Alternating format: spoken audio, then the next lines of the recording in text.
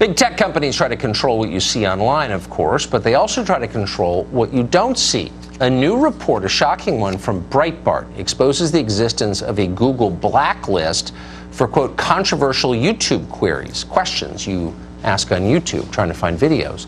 The most flagrant abuse, not surprisingly, concerns abortion.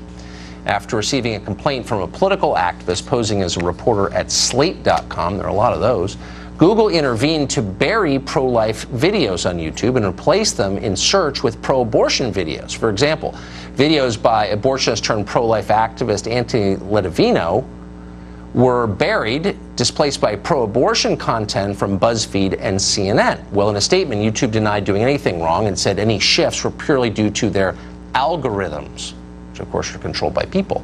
Robert Epstein has spent a lot of time looking into this question. He's a senior research psychologist at the American Institute for Behavioral Research and Technology, and he joins us tonight. Thank you very much for coming on.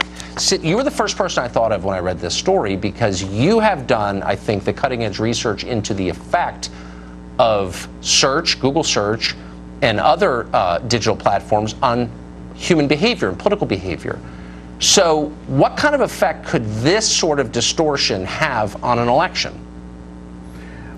Well, Tucker, it would have a devastating effect. And, as you know, I am not a conservative. I do. I love America. I love democracy. And I think we should all be rising above our politics here and recognize the extreme danger that we're facing when a company like Google can basically censor anything it wants to censor. Now, this new set of leaks is extraordinary because it confirms things that I and others have been saying and writing for years. It confirms, number one, that individual employees at Google have the power to manually remove material, remove content that we see, and they do so often with political ends. And number two, this tells us that Sundar Pichai, a Google CEO, committed perjury when he testified before Congress a few weeks ago because he said quite specifically that Google never does this. So, I mean, my frustration levels are so high, I don't want to take it out on you. But the first thought is, well, why isn't he being recalled back to Congress to explain himself or face charges? Because you're not allowed to commit perjury. But my question is, can any of us trust that the next election won't be swayed dramatically in one direction by interference from the tech companies? I guarantee you that this past election was affected. I'll be releasing some data on this, I hope, in early March that'll make the point beyond any doubt.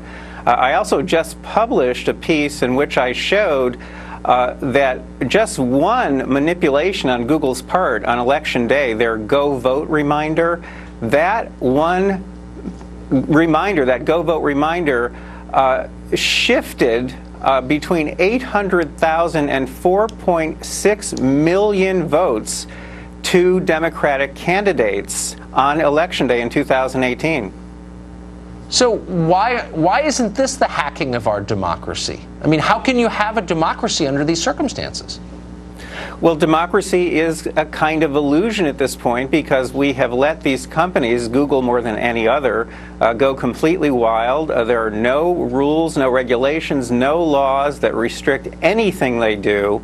And again, the more one looks at what it is they're actually doing, and these new leaks help a lot, in my opinion, the closer one looks at what they're doing, the more outraged one should become. And I want to emphasize, we should all be outraged, not just conservatives. Yes, I agree. I hope that what you just said pings around the internet unimpeded and winds up in the inbox of every member of Congress on both sides. Robert, thank you very much.